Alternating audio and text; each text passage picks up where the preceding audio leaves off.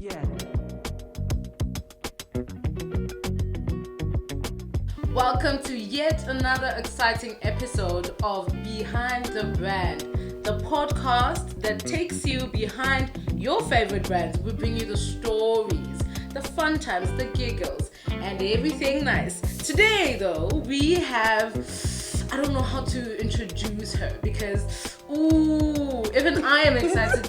Gadi shivers. Because I follow her and I adore her work, and it's been a while now.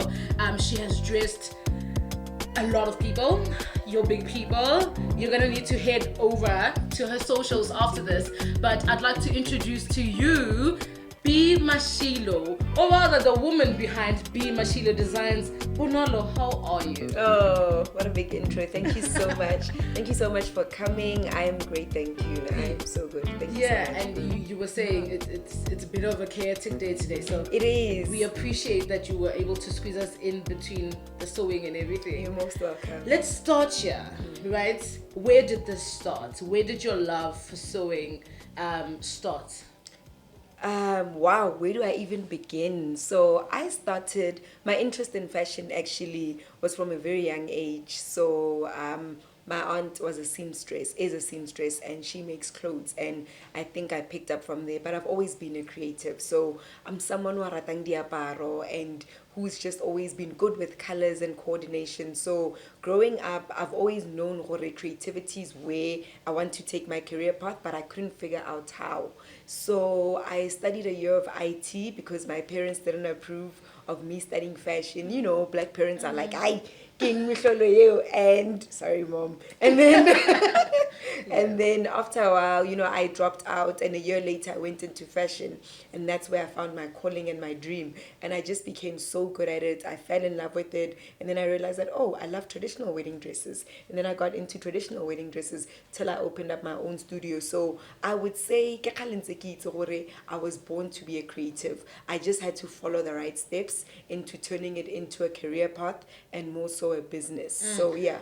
Loving clothes. I can imagine you as the kid that would dress up in their mother's clothing and parade there in the dining room. Yes. You were that kid, ne? I was see that it. kid. When I look at my pictures, I actually blame my mom because I was always in tutu dresses, kamapondo, and nikisna miriri. So the back there would be nothing but a foster. It doesn't And matter. mapondwana. And growing up, never mbita madihlora, which means someone waratang mutlemara. Just a whole lot of things going on. Busy. So yeah, I definitely lived up to my name. And where was this?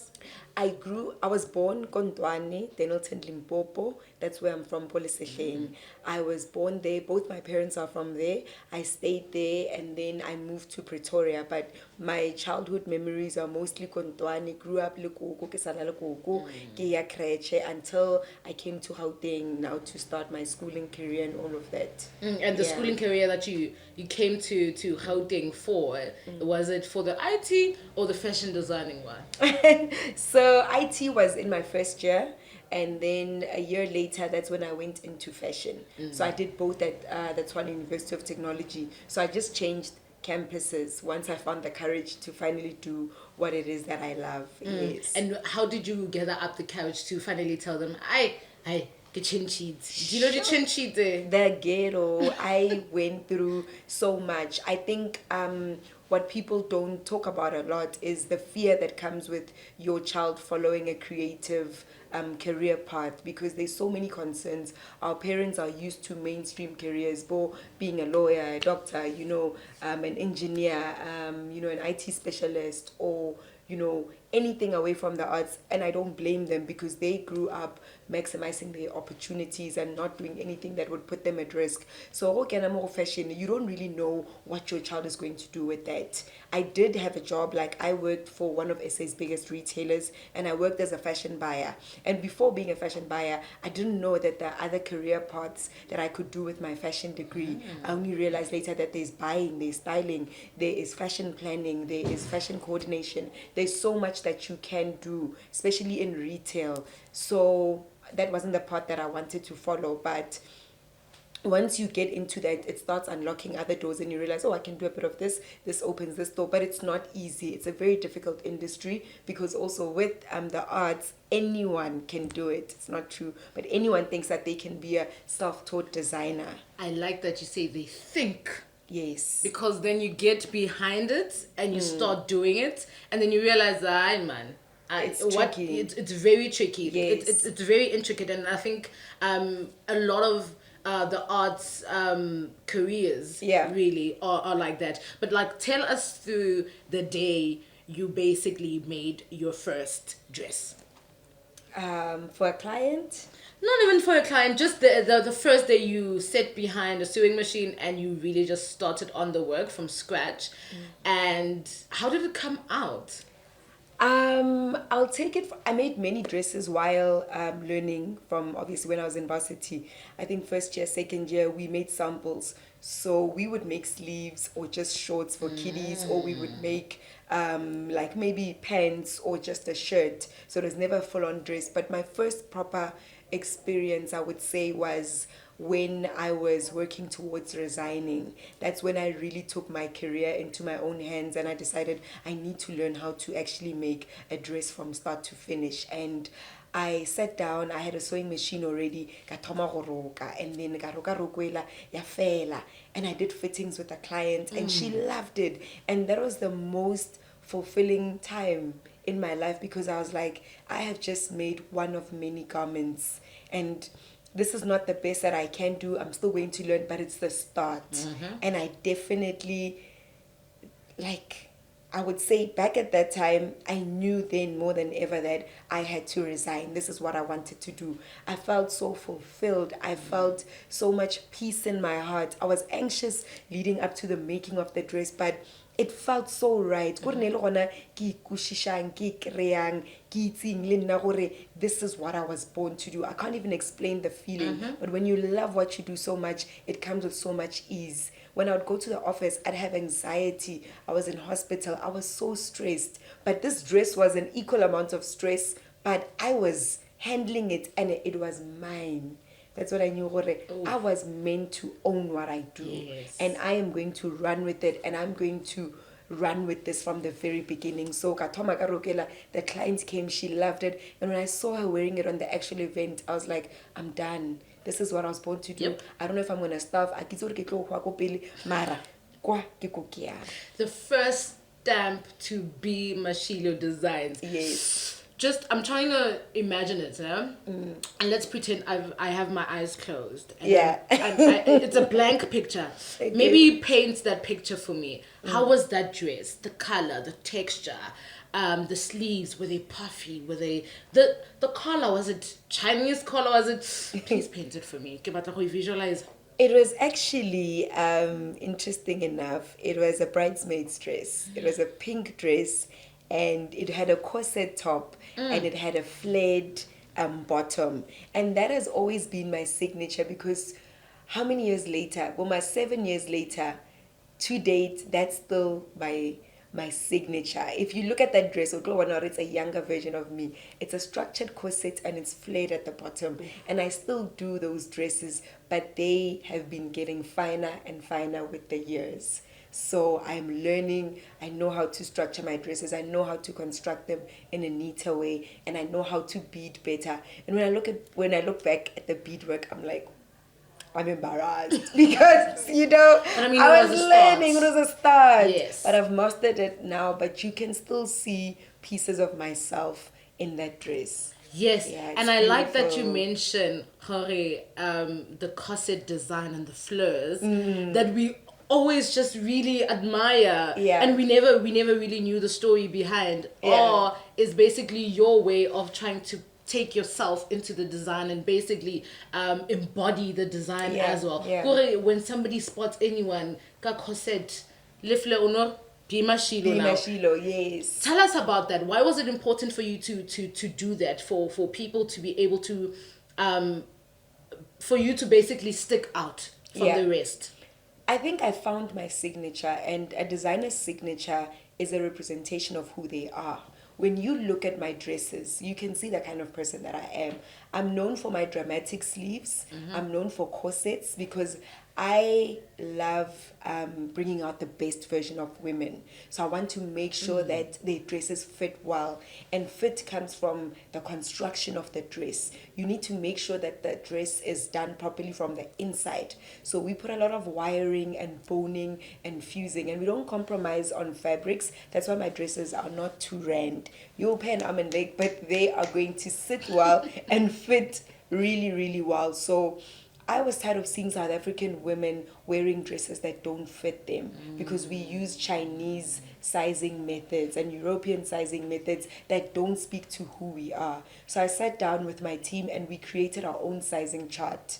So I make sure that the dress is custom made. It's made for you. It's made for your breasts. It's made for your hips. It's made to accentuate you, to bring out the best version of you possible, which is what we do at the office. So when a woman comes in, I don't care what size you are, be it size 32, 34, whatever, we will make that dress look like it was made on you. That's what I'm known for. My dresses don't fall, they don't hang, they don't slip.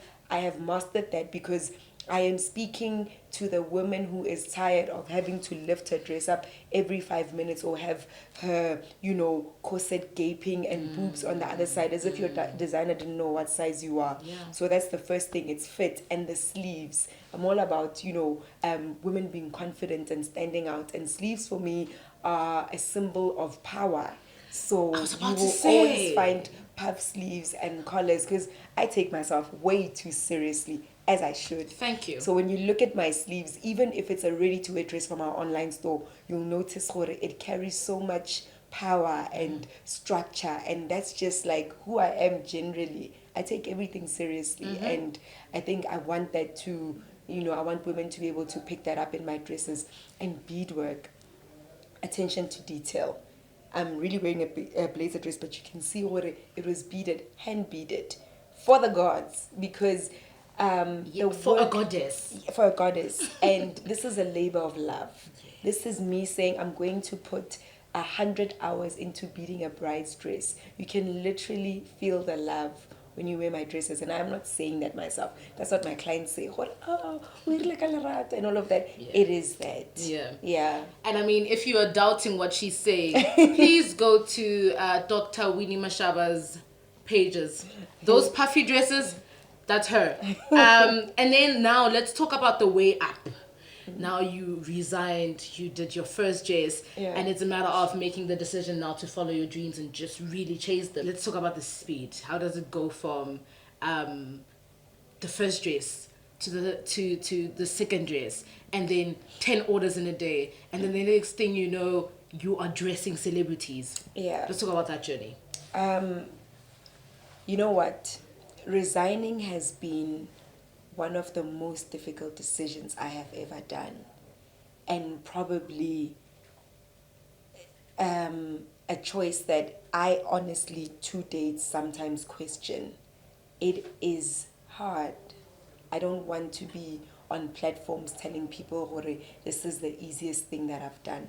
This is the most difficult decision I've ever made in my life, moving from being an employee to an employer. Remember, when I resigned from my job, I was not an entrepreneur. I was a qualified fashion designer. And I realized later that I am not actually equipped to do this. You need to turn into a businesswoman now and an entrepreneur. And it doesn't come by default of being a designer.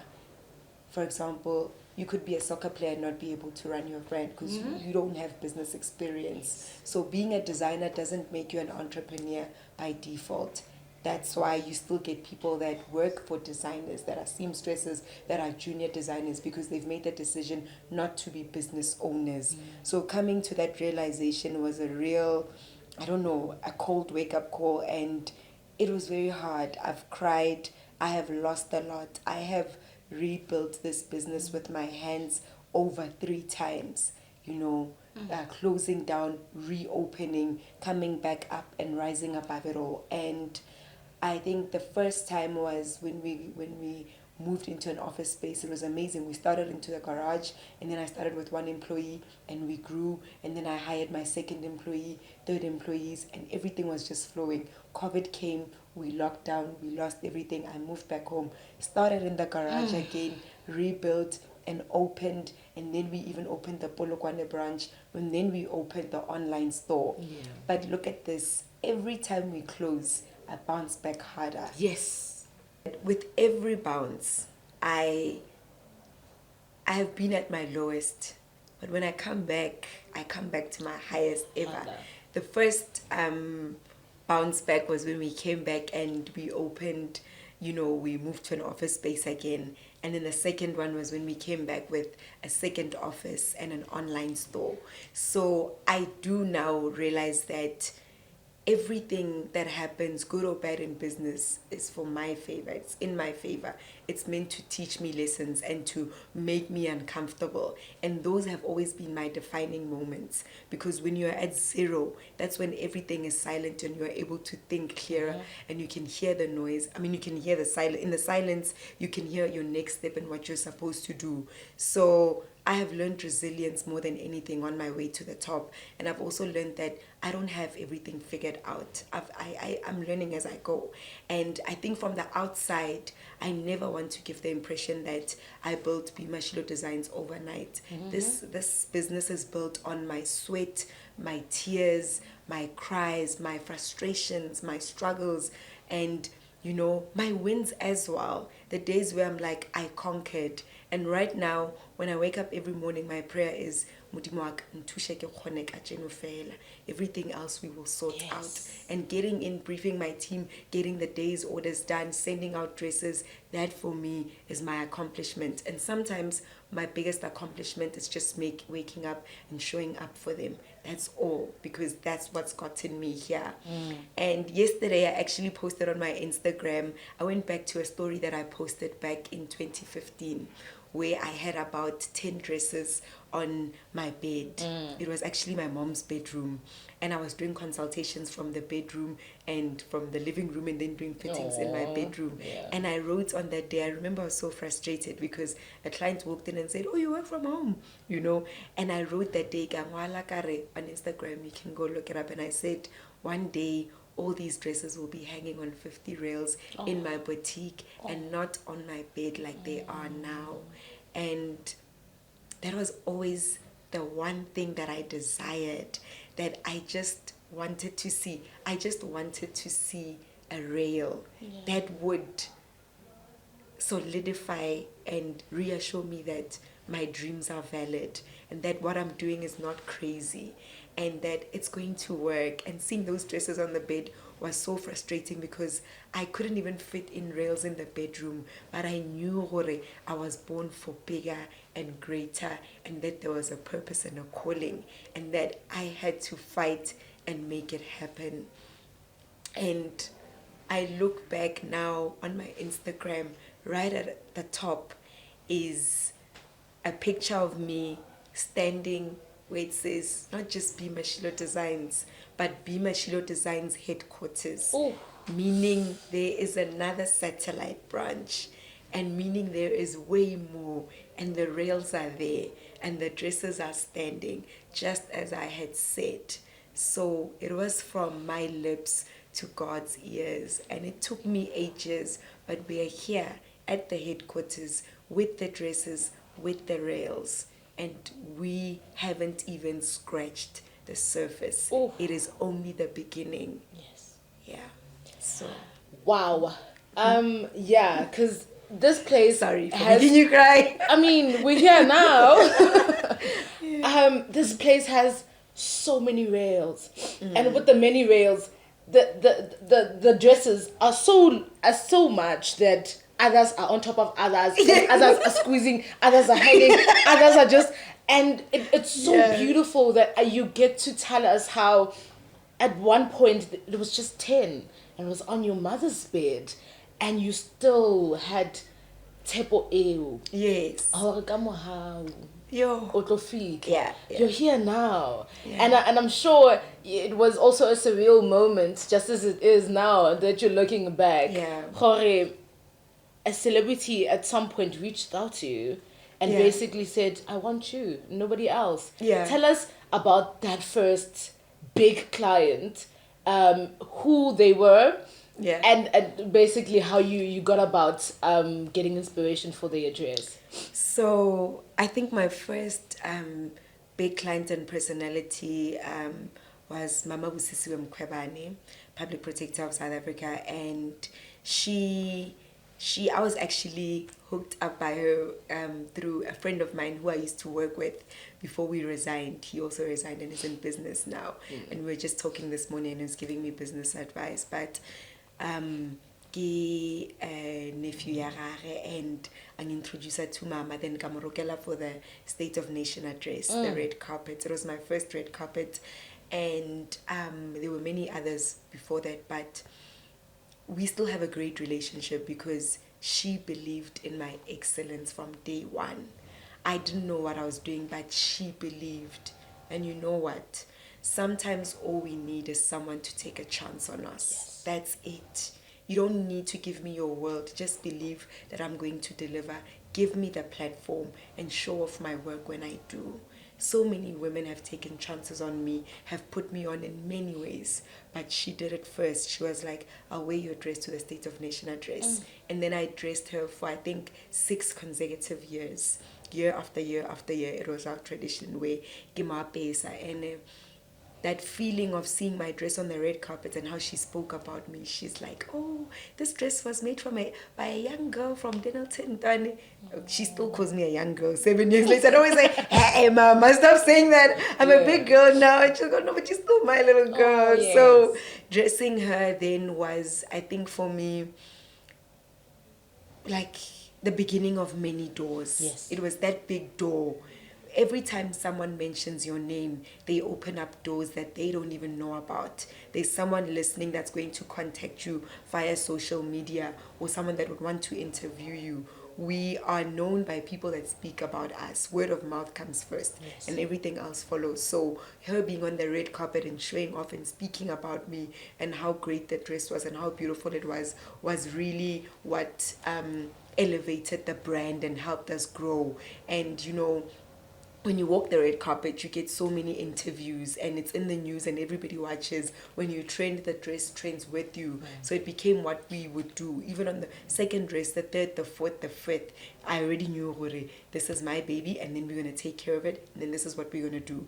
And she allowed me to be creative. Then I started dressing her outside of the red carpet now, every day, where to date, when she's got like appearances or she's going somewhere, she'll always be like, please dress me. And because of the kind of work that I do, you need your dress to be shown. You can be really good at something, but if you're not given the platform to showcase, Yes. like if you're not speaking on a podcast, who's going to know that you can articulate yourself well or that you're good at presenting, whatever it is that we do? We all need a platform. O kana roka di roko di annamo, but and someone I will ladies and they carry it well and they speak about you, then they elevate your brand by default. So she did amazing, and we have an amazing relationship, mother-daughter right now. I attend so many of her events and she still wears my brand and she carries it well. And she's a true representation of black women that believe in younger black women and that want them to do well. And I will forever be grateful, and I don't forget the people that plugged me or that put me on. Trust me, you made a difference, because she opened many other doors that opened other doors that caused people to speak about me, that got me other gigs. So it's very important to remember the foundation, the roots, the people that you started with. Yeah. And when your parents and your family see how far you've come with the fashion designing, that they kind of were skeptical about Yeah. why are you looking in this direction? What do they say, and how do you feel about what they say? My mom is my biggest cheerleader. Oh. Her saying no to me studying fashion was just her her being protective, as a parent should be, because she didn't understand the career. As soon as I went out, I'm running with it. I promised her, the deal was that I'm going to pass without failing, and then she's going to support me. And she did just that, because I obviously passed because I was doing something that I loved. And she has held my hand ever since. She stayed up with me during my exams. When I did my first dress, my mom was there, supporting me, helping me move into offices, and just holding my hand and guiding me. So there are some moments that I have where my mom will come and say, Manake, I'm so proud of you. But right now she's at a point where she says, Na ke sa itse hore ke ireng. And she likes saying, Ke bona bogolo ba morena ka wena ngwanaka. So I am a living testimony of my parents' prayers, and they have had my back for the longest time. And now it's frustrating because they believe in what I do more than I do. So on days where I'm like, yeah, no, I can't do this, she's like, no, we are winning, no. we've come this far, you know. They're so invested, and it is the most beautiful feeling, especially because the brand carries their name, so there's a lot at stake. Yes. Yeah.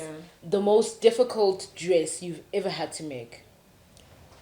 Yo, the most difficult dress. Yes.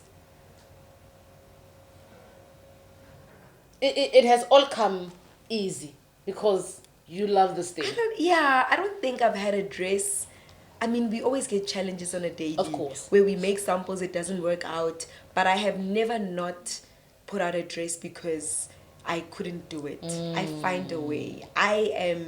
I'm a very resilient person. If I want something, I go for it, I fight for it, and I won't sleep. I would rather sleep at the office, find a way to make that work, Google it, try different ways, ask. I've got a lot of mentors, but I've never had a dress where I was like, yeah, no. Maybe I would say I've had dresses that took way too long, where we just kept on beading and beading and beading, and it just didn't stop. Yeah. Yeah. And I mean, now that you mentioned that you know at some point you realized that it wasn't about you anymore. Yeah. You realized that it was about the people that you've also employed. Oh, yes. And we have two of your interns in the room, and they're looking so cute. Just tell us about how important it is to mentor and basically say, here's the light, Tia, and just chase the dream. This topic actually makes me so emotional because I believe that you cannot aspire to be something that you have never seen before. You cannot wish to be in a position that you've never seen, experienced, or been even in close proximity to. When I interned at places where the purpose of an intern was to get coffee and to run errands and to do the bare minimum. And I would never ever be that mentor. I want to be the mentor that ignites their passion for what they do, that reminds them of who they are. I want my girls to be better than I could ever be. I am not going to be here forever. And my prayer is always, Modimo wa ka, ge ke hlokofala, I hope that I take nothing with me to my grave, exhaust me. I want to use up everything that's in my cup. Ke nyaka hore ba lene, ba itse, ba kushishe, ba bone. And if I get the slightest opportunity to teach them, I promise I hold their hands and I say, if I can do it, you can do it far better. And it is not even a competition. I'm in my era right now. This is my time. And my time is not going to be forever. I'd be gullible to think that I'm going to be relevant forever. Their time is going to come. When I sit down and I'm running all 10 branches of Mashilo all over the province from home in my bed, and Mashilo New York is established and the Mashilo Academy is running, I want to look back and say, these are the people that I've mentored and they're doing amazing. And my purpose in life is to teach and to reignite whatever flame might have been put out because of different circumstances, and to remind them, because this is a very tough industry that they're in. And I make sure that I reassure them and I give them the confidence and I give them big tasks. There's no trying here and learning at Mashilo Designs. You get in and you do actual work. You speak to actual clients. You go to actual events. You are a proper employee, and I give them adult responsibilities. I don't baby them, and I shout at them, and I sit on their necks, and I expect A level and A standard work from them only. And I always tell them the standard is here. The standard is here all the time, and they match that because they know what they're not trialing. It's actual real work. Doing, yes. And I always tell them when you are out in the streets, you're representing Be Mashilo Designs. And I always say, don't embarrass me. So I believe that God has given me the resources and the platform to teach. It doesn't take anything away from me. I'm basically just repeating myself for the future. And I get sent students from different universities. Some come in their own personal capacity, and they're all so different. They all have different reasons why they do what they do. But I try and make sure that when they leave my office, they leave different. They leave with the reassurance that they are at the right place, doing the right thing. Or even sometimes they realize that I actually don't like this. Then we try channel them into ways or areas that would work for them. But Namudimu Mpile, and I want to share what I have. And I believe that that's where most of my blessings come from. I am blessed, and not only materialistically, but in everything that I do. I want to share. And if more and more people did that and realize that it actually creates abundance more than lack, we would have people actually doing far better than they are right now. So being a mentor is my biggest pride and joy. I love looking at them and say, yes, I taught them that. And when they gain their wings and they start doing things on their own, I'm like, you know what? I have found my calling. I wouldn't say making dresses is my first calling. I think what I was born to do now is to teach and to enable and to open doors. I master that. If I step into your life, I promise you, you'll be climbing the roof telling everyone you can fly, because I'll really be like, yes, you can, do it, jump. So it's very important that we take them everywhere. And I insisted that they be here today, because in the next couple of years, I want them to not be afraid They'll be to here. step into, a platform like this, to sit there and say, I've seen Bonolo do it. I can definitely do it. Yeah. Yeah. You make sure that your ceiling is their Entry. and your Entry ceiling is level. basically their floor. That's where they start. Yeah, their ceiling is, my They ceiling can is only their go floor. higher. There's only going higher Yes, from there. yes. And I expect a lot from them.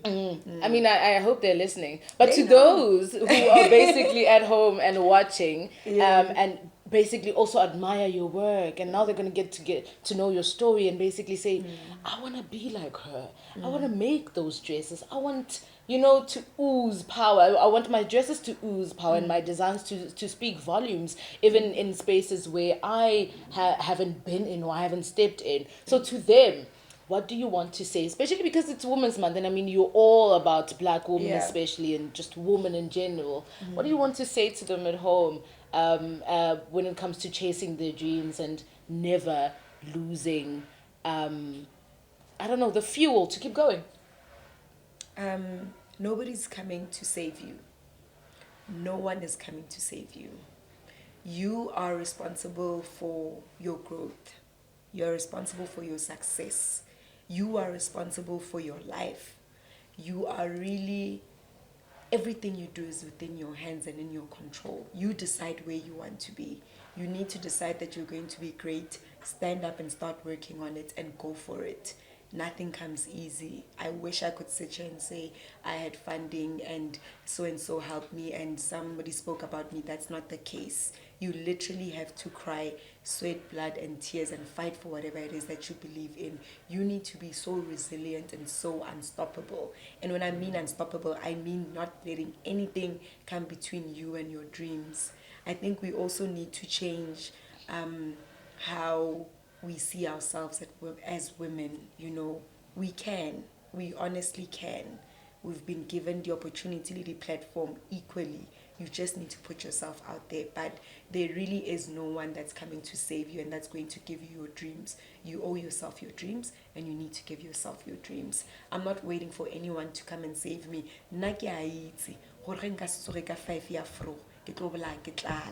Therefore, I would never give anyone the luxury of having my life in their control. It all starts with understanding the amount of responsibility you have for your life and over your life. I understand very well what's required of me. I know my dreams, I've written them down, and I know that it requires me to wake up every morning ka 5 afro, and also I will not be able to knock off at 4 p.m. because it's the life that I chose. Ke chaisa ka 9 hours bosigo, and I work Saturdays and I work Sundays. Mara ke bophelo bo ke bo kgethileng. And if it doesn't work out, I only have myself to blame. But no one's coming to save you. Hey, there's nothing more I can say after that. Be unstoppable, dear woman. Make sure that not even COVID stops you in your tracks, because Bonolo did not stop in her tracks because COVID came. Yeah. She went back home, picked herself up, came back bigger and better, and that is all we have for you today on Behind the Brand. And this is Bonolo Mashilo.